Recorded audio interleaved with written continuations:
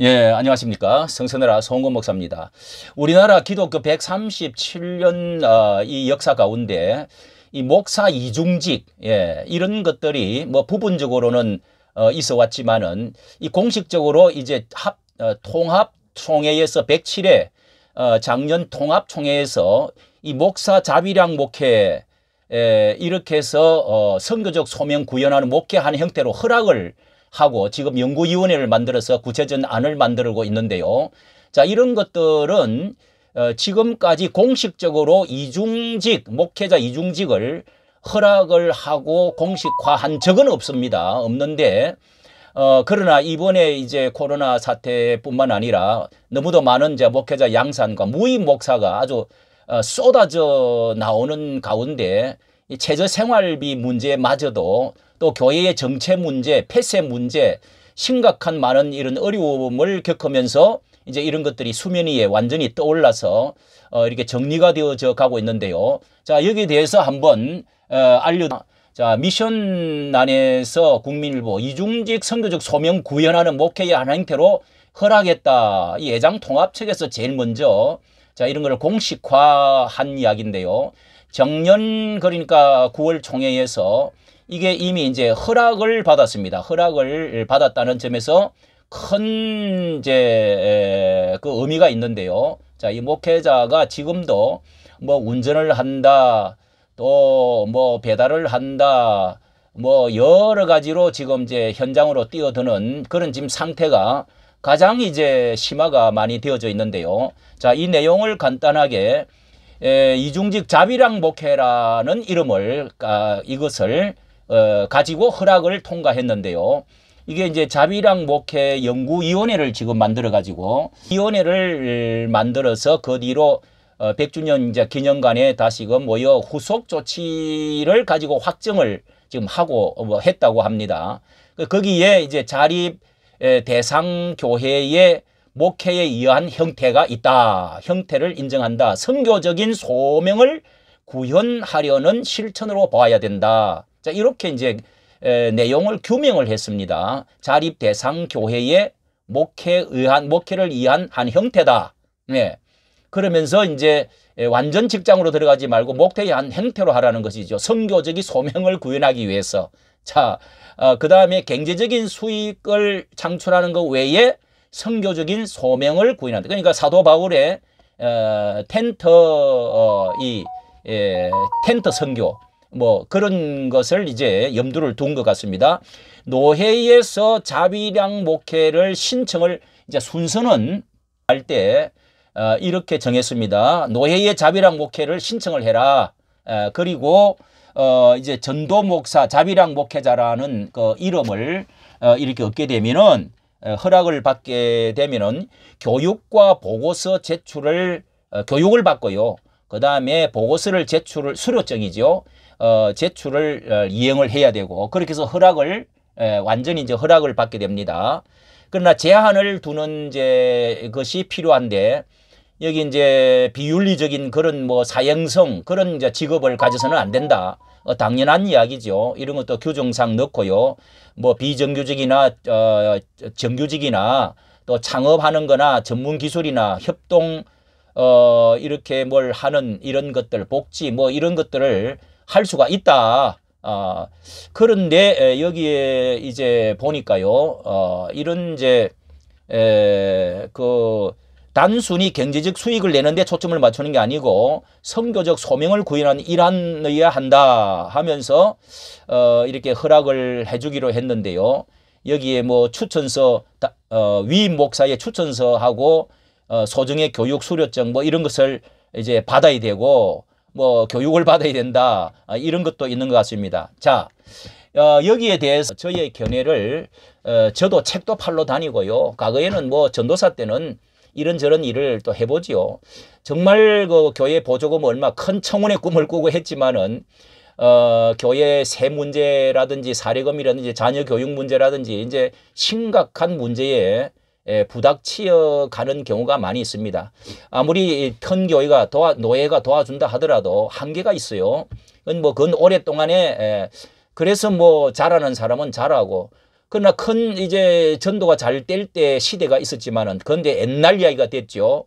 그런데 이제 대형 교회가 되어지고 목회자가 수없이 많이 이제 배출이 신학교가 우후죽순처럼 생기고 엄청난 이제 수요보다 공급이 너무도 과잉이 됐죠. 이제 이런 것이 정치 현장에 이제 막 일어난 것입니다. 자, 그렇다면은 이 돈벌이에 이제 빠져서 이중직을 안 할 수가 없습니다. 큰 교회가 돕는 게 한계가 있으니까요. 그런데 그나마 있던 교회도 더 약화되어지고 또 성장을 멈추고 이렇게 더 폐쇄가 되어지는 현상이 더 일어나지 않을까. 이제 이런 걱정을 이제 하면서 이런 제도를 허락을 했는데요. 허락하는 것은 어쩔 수 없습니다. 오케이. 이건 뭐 좀 늦은 감도 있죠. 뭐 이미 다 또 하고도 있고요. 그런데 그 목회적 현장의 실천 구현을 하기를 원한다, 해야 된다 이렇게 하는데 저의 오랜 경험에 의하면은요, 이렇게 저도 지금 복지 목회를 하고 있고 또 이제 유튜브를 통해서도 얼마간에 이렇게 예고간다고 보니까 자, 이런 것도 하나의 또 형태가 되더라고요. 얼마의 수입이 조금 들어옵니다. 뭐 큰 돈은 절대 아니고요. 한 것 이상의 것은 기대하기 어렵지만은 그러나 어쨌든 이 엄청난 이 양극화 현상이 빚어졌습니다. 이렇게 복지 이 변화가 너무도 급변한 많은 또 직업들이 변화가 되어졌잖아요. 그런 가운데 이 복지 목회 등 이런 것들이 어떤 선교적인 차원에서 기독교 목사들이 가질 만한 직업들 가운데 틈새 사역들이 많이 생기고 있습니다. 그런 것들을 비록 많은 수입이 아니더라도 또 정상적인 개척교회가 아니지만은 그런 것들을 많이 창출을 해야 된다. 예. 예를 들면 이 복지 목회라든지 이런 것들이 복지도 엄청나게 나라에서 보조도 해주고 이렇게 많은 것들 종류가 많이 있습니다. 이런 틈새를 개발을 교단 측에서 해야 됩니다. 그렇게 하고 나면은 거기에다가 얼마간에 또 노회, 총회 뭐 차원에서 대교에서 조금씩 생활비를 도와주면서 선교는 선교거든요. 그 다음에 하나는 신학교 난립의 이 구조적인 문제 이게 큰 문제입니다.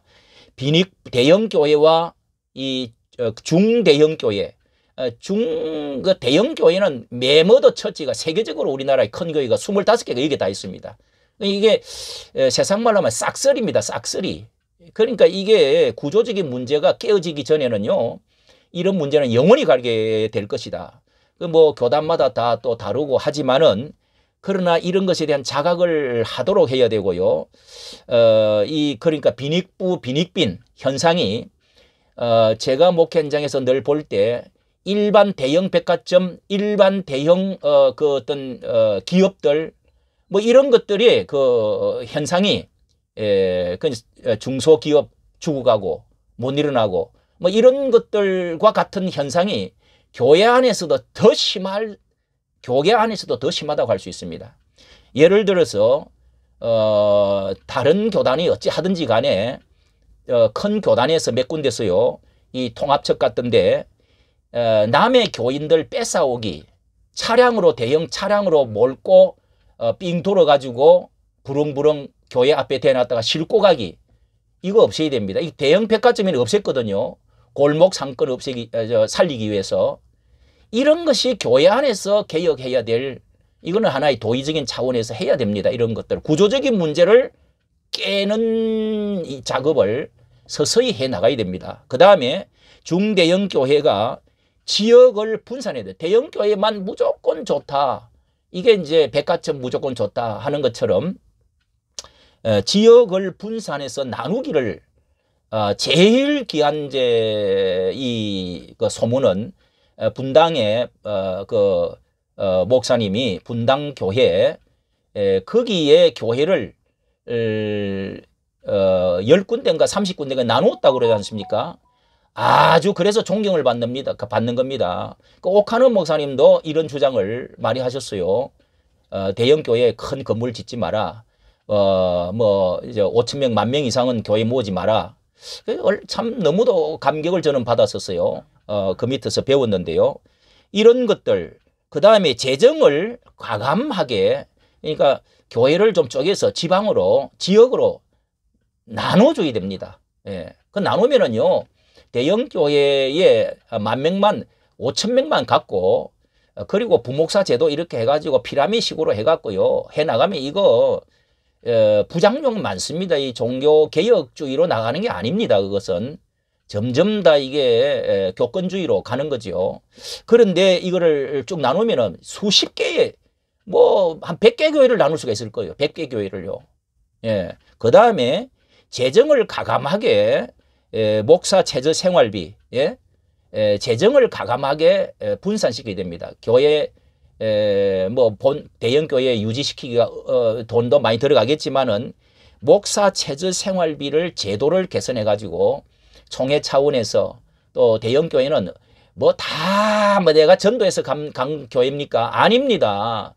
다 시골 교회에서 작은 교회에서 키우나면은 큰 교회로 다 옮겨가고 그렇기 때문에 무조건 교회를 설립화시키고 이렇게 그 작은 교회들을 무조건 재정을 나눠줘야 됩니다. 나눠주고 과감하게 목사 최저 생활비를 대형 교회가 많이 감당하고 있지만은 그러나 총회 차원에서 이렇게 해가지고 대형화되어지지 않도록 할 필요가 있습니다.